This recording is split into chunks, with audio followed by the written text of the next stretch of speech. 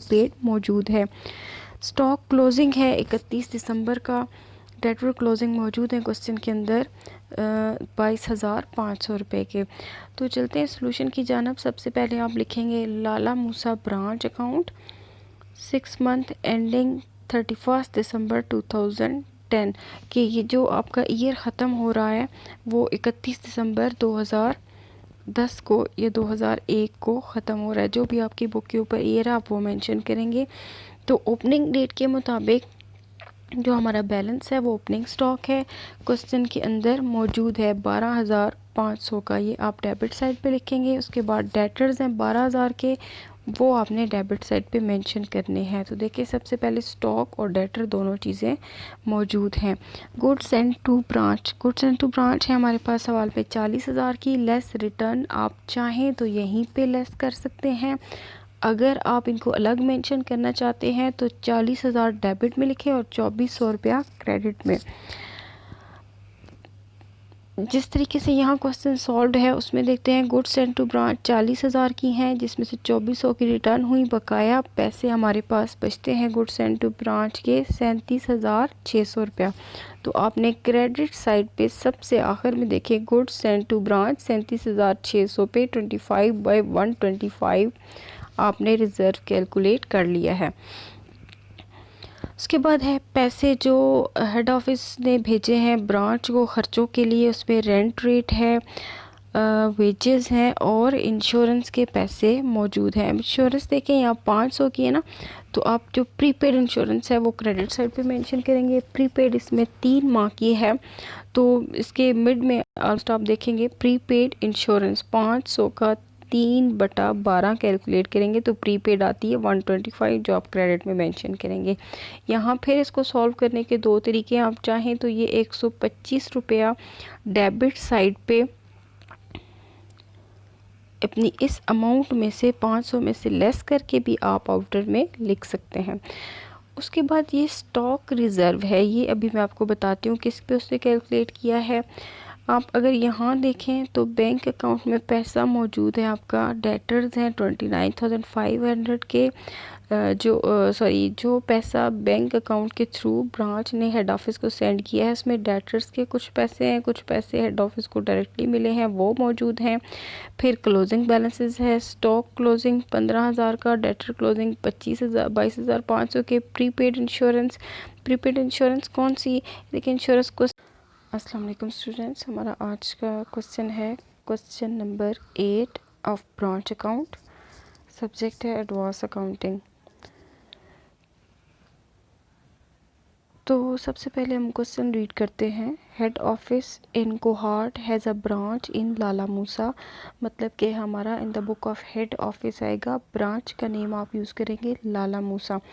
On which goods are invoiced by head office at cost price plus 25%।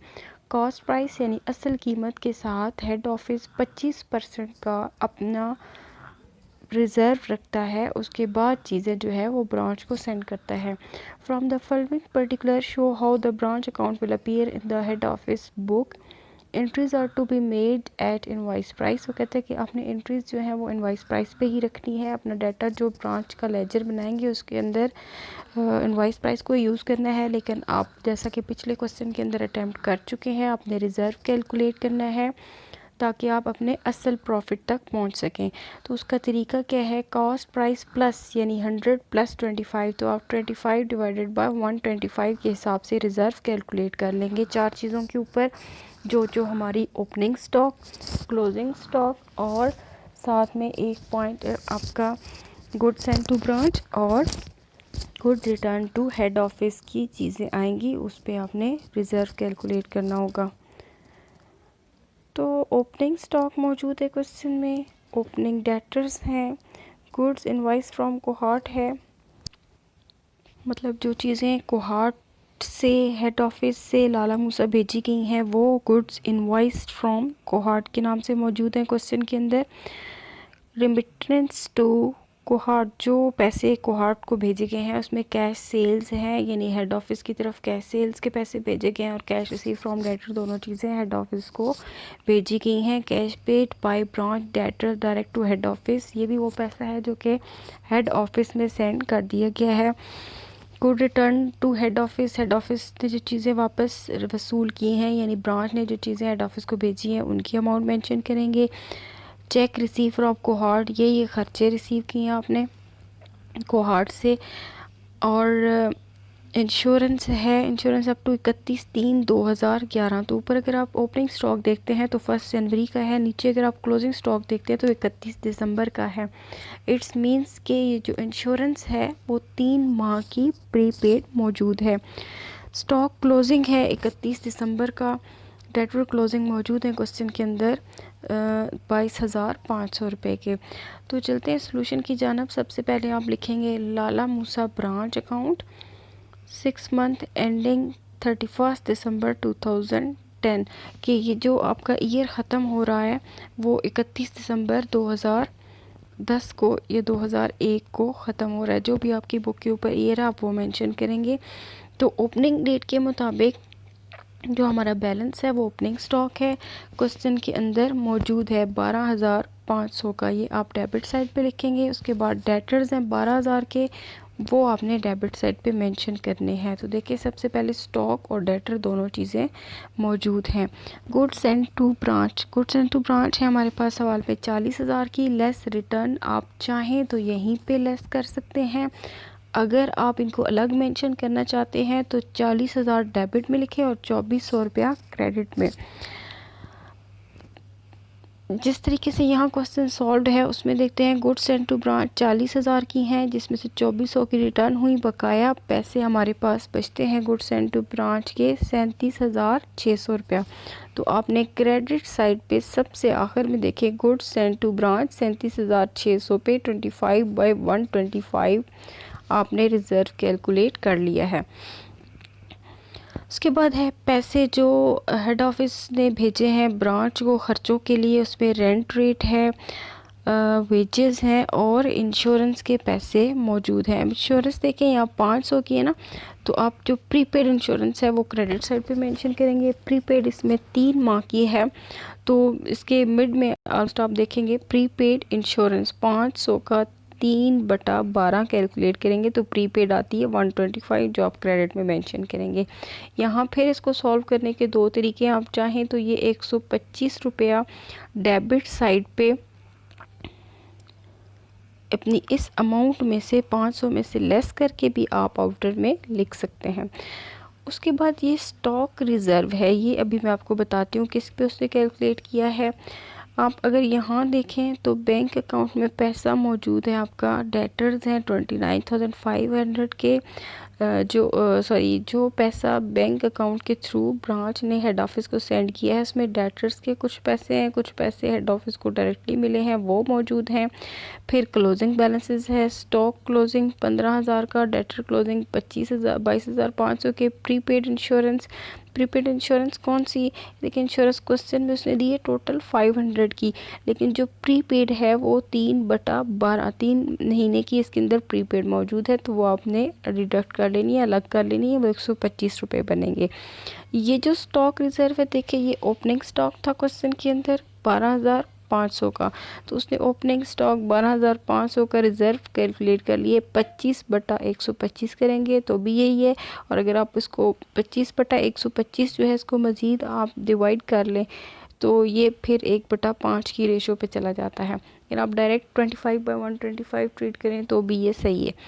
उसके बाद 37,600 का reserve है, ये 37,600 कहाँ से आता है, देखें गुड्स एंड टू ब्रांच थी, हमने जो चीज़ें भेजी वो 40,000 की थी, उसमें से जो वापस हुई वो 2400 की, बाकी कितनी रहती हैं 37,600।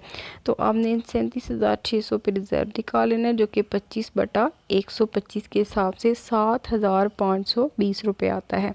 ये जो रिज़र्व कैलकुलेट किया उसने स्टॉक रिज़र्व 15,000 पे, ये हमारे पास है क्लोजिंग स्टॉक जो कि कितने का है 15,000 का, तो 15,000 का भी आपने 25/125 कैलकुलेट कर लेना है।